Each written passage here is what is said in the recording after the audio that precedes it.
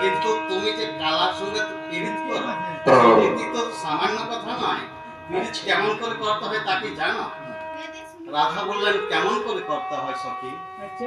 বৃন্দা বললেন তাহলে শুনো। ও গো নয়নে নয়নে বানবরিশনে তাহাতে জন্মিল ও গো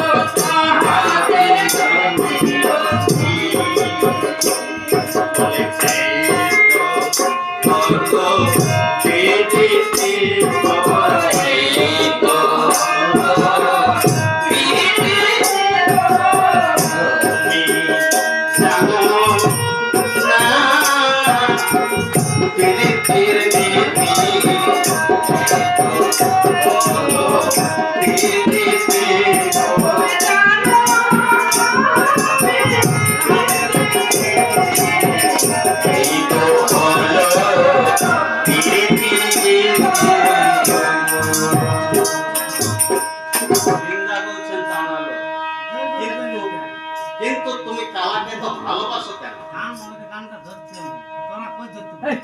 তুমি কালাকে তো ভালোবাসো কেন? রাধা বললেন আমি কালাকে তো ভালোবাসি কেন, তবে বলি শোনো।